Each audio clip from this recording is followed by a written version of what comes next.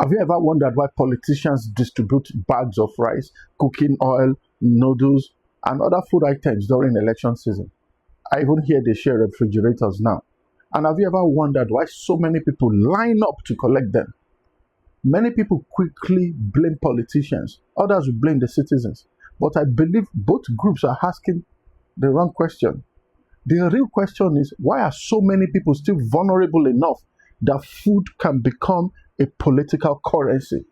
Let's think about that for a second.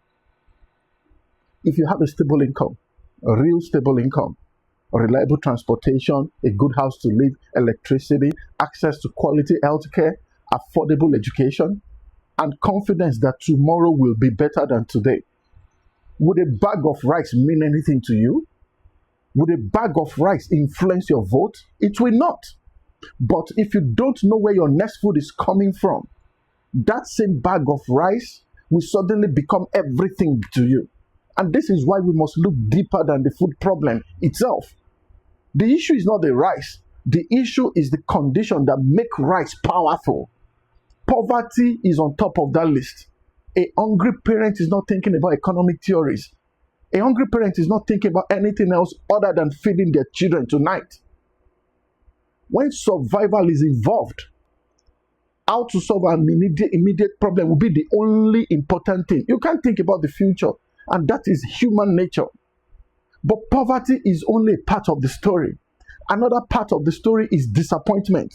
For years, many people have listened to politicians about better roads, employment, job, security, improved environment. Yet for many people, their daily lives remain the same. Over time, repeated disappointments can change the way people think.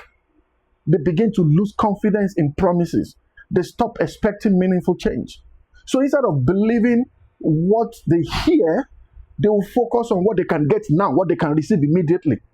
And this is why people say, give me the rice first. We will talk about promise tomorrow. Let's worry about that later. Now, do mine. Give this to me now. And this is where hopelessness comes. Corruption does not steal money only. It also creates dependency. So when institutions fail, citizens will become dependent on politicians, on things that systems of government can provide.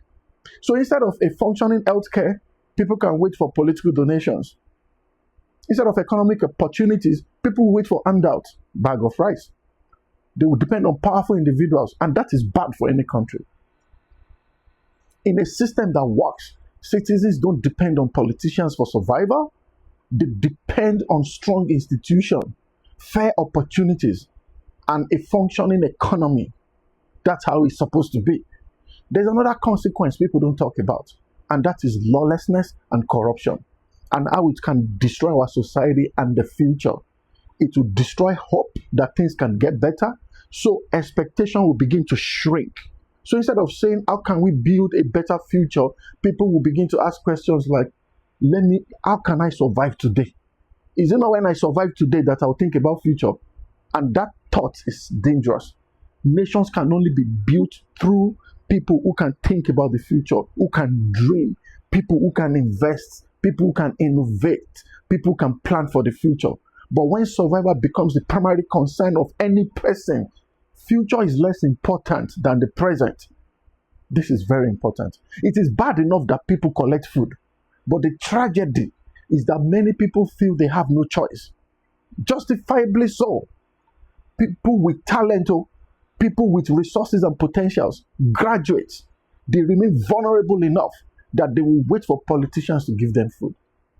Look, as Nigeria moves closer to another cycle of elections, we need to ask the right questions. We need to think, are we choosing leaders based on what they can give us today, or we are choosing leaders based on their abilities to build better tomorrow?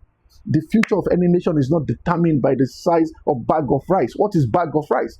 It is simply determined by the quality of leadership and the strength of institution that those leaders can bring. So the real goal should not be to stop people from collecting food. The real goal should be to build a country where nobody needs food from politicians in order to survive. And that is the conversation that is worth having. My name is Ben Adejumo. I teach business and ethics in Western Covenant University. Why do you think food remains such a powerful political tool? And what can be done to change that? I would like to see your thoughts in the comment section. Please subscribe and follow more, and let's see what we can do together.